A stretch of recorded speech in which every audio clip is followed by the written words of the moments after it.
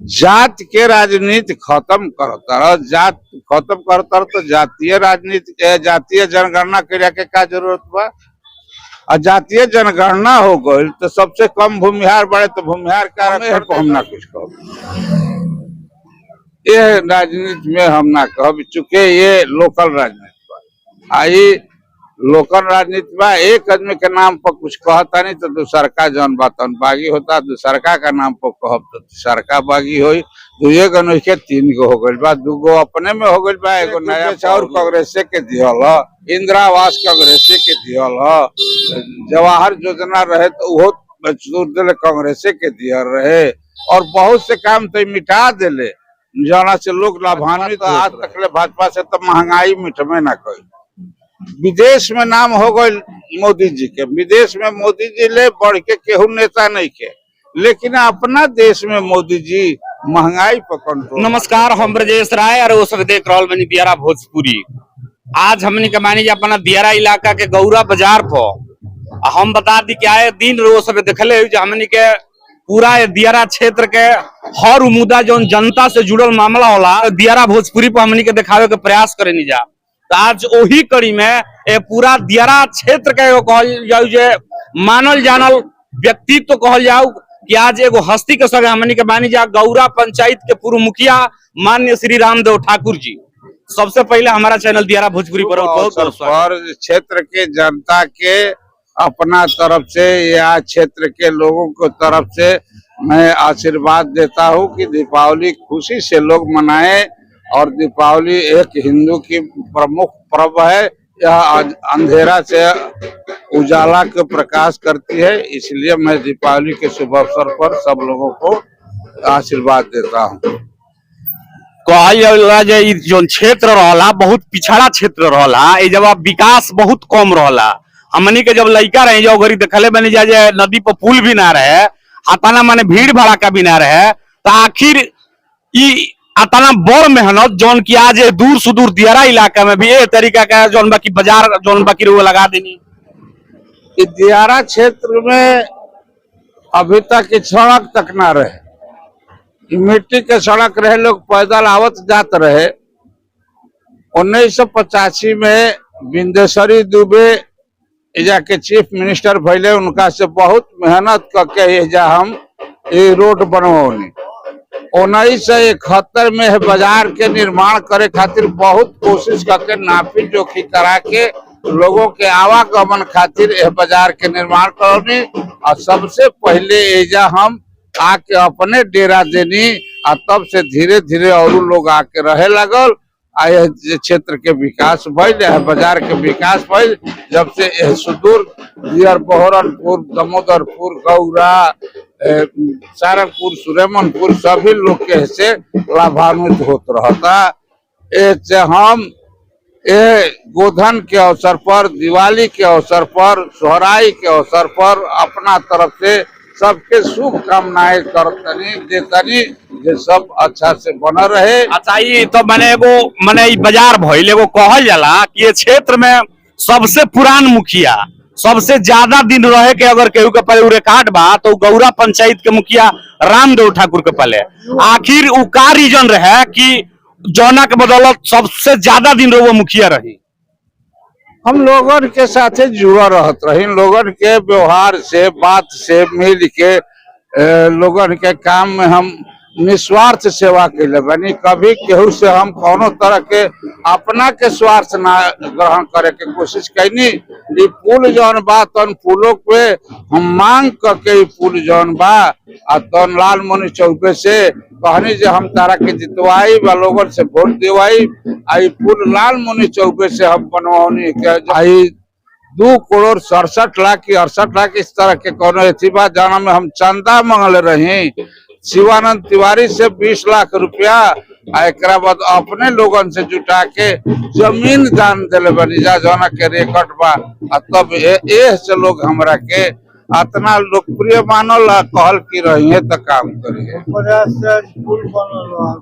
एगो और चीज आवेला कि जौना घड़ी रहुआ राजनीति में रही दियारा क्षेत्र में कहला जो है दामोदरपुर का हरिहर राय, सारंगपुर का जौन बाड़े की बिहार स्टेट का तो हरिहर राय, सूर्यमनपुर में सूर्यवंश राय, गौरा में रामदेव ठाकुर, ए तरीका के जो लोग रहे कहीं ना कहीं मैंने कि राजनीति के मैंने ध्रुवीकरण मैंने रहे लोग, केहू भी बाहरी के लोग आवे तो यही लोग के मैंने पहला मैंने मांग रहे कि भाई ये लोग टीम भी आ वो केहू के जितावे हरावे में जौन बाकी योगदान करत रहे, तो मैंने कैसन गोटी रहे ये टीम जौन बा शुरू के लोग के कहानी बहुत विचित्र बा। सब केहू खगड़ा में लुकाइल फिरत रहे, खगड़ा जौन एगो घास होकेला खगड़ा में लुकाइल फिरत रहे।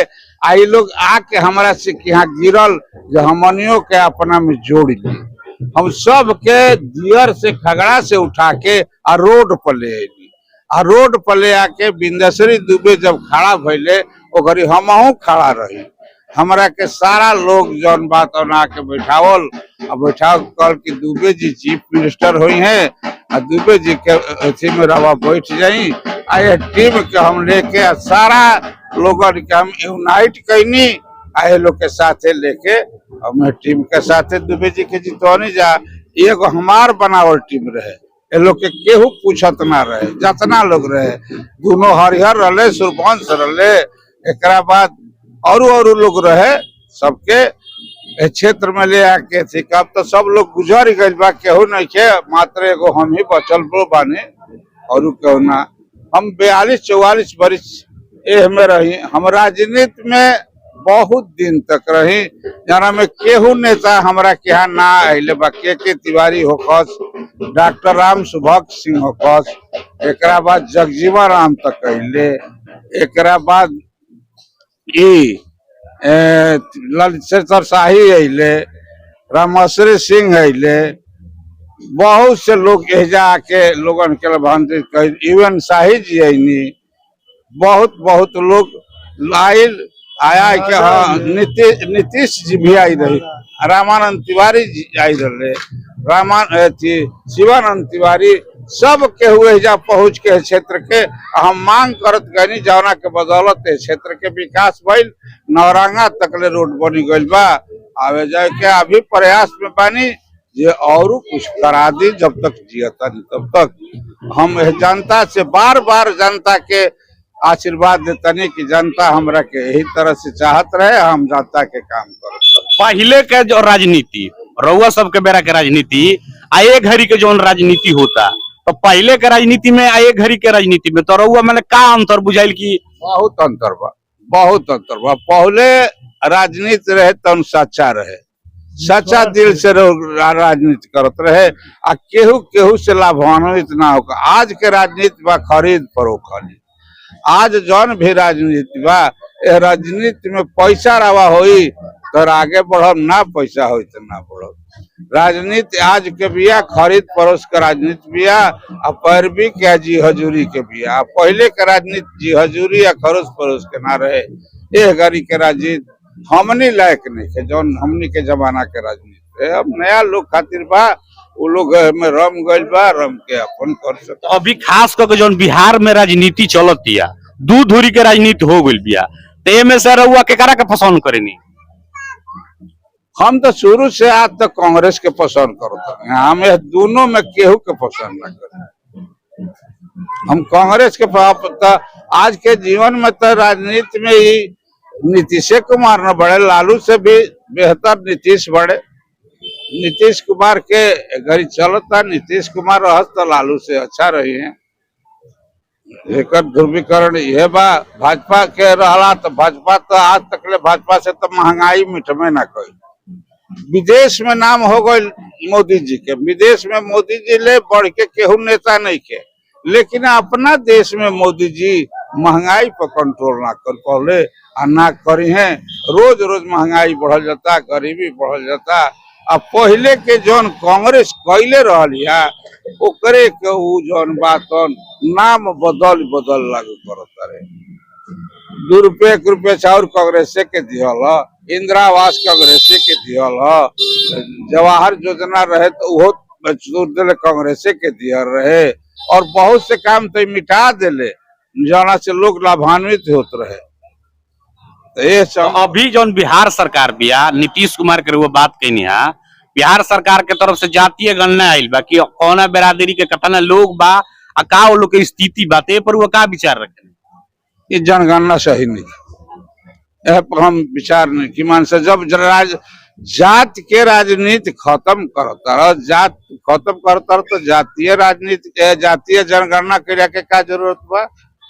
और जातीय जनगणना हो गई तो सबसे कम भूमिहार बढ़े तो भूमिहार का आरक्षण दे दो, सबसे कम भूमिहार बढ़े भूमिहार का आरक्षण दो। जब कमे पर आरक्षण दिया तो हरिजन कम रहे है, मियाँ कम रहे है, एकरा बाद एथी और जात कम रहे तो लोग के आरक्षण मिलत रहा। तो भूमिहारों तो बहुत कम बढ़े, 2% की 1.5% बढ़े, भूमिहार के आरक्षण दो ना। ये राजनीति हमरा देखे से सही नहीं। शाहपुर में भी दूगो धूरी बिया, ते दोनों धूरी में रह के करा के पसंद करे नहीं, चाहे चाहते नहीं जे इनका रहे के चाहिए चाहे इनका आवे के चाहिए। शाहपुर में हम ना कुछ कहो, ये राजनीति में हम ना कहो, चूंकि ये लोकल राजनीति बा। आई लोकल राजनीति बा, एक आदमी के नाम पर कुछ कहता नहीं तो दूसरका जौन बातन बागी होता, दूसरका का नाम पर कहब तो दूसरका बागी होई। 2 गो नहीं के 3 गो हो गई बा, 2 गो अपने में हो गई बा, एगो नया पहरू हो गई। एगो ऐसा कोनो घटना जौन जिंदगी में रुआ घटल होके जौन जनता के बतावल चाहिए? घटना तो हमारे साथे बहुत से घटल बा, जौन के हमरा को बहुत झूठ केस क हमरा के फंसावल गई, बहुत झूठ केस के, आज भी झूठे केस के फसल बनी। पहले भी एकदम अननोन रही, कुछ ना जरूरत रही तो उनमें हमारा के मर्डर केस में फंसा दिया गई। आज भी हमारा के मर्डर केस में झूठे में फंसाल बा, जौन भी अननोन बनी। हमारा पर तो बहुत से घटना घटल जहाँ के हम बर्दाश्त करके बानी। आखिरी में जनता के रुआ कुछ कहल चाहे? जनता के हम यह कहब कि जनता आपस में मेल मोहब्बत से रहे, जनता मिल के सबके साथ सहयोग करे, एक दूसरा के सहयोग में रहे, एक दूसरा के सेवा के भावना से काम करे। आपस में जौन बात केहू के केहू जरे मनुष्य ना होके के चाहिए, और जनता सबके साथ मिल रहे, हमारी यह शुभकामना बा। चाहे बड़ होके छोट हो, कौनो जाति होके, सब लोग आपस में मिल मोहब्बत करके रहे। आज हमनी के संगे बात कही में गौरा पंचायत के पूर्व मुखिया श्री रामदेव ठाकुर जी रहनी है। हमनी के हर सवाल जो जनता से जुड़ल बा हमनी के यहाँ के बीच में रखे के प्रयास के निहा, अब बड़े ही सादगी से यहाँ के हमारा हर सवाल के जवाब देवे के प्रयास के निहा। तो आज के वीडियो में इतना ही। हम ब्रजेश राय, देखत रही दियारा भोजपुरी। बहुत बहुत धन्यवाद।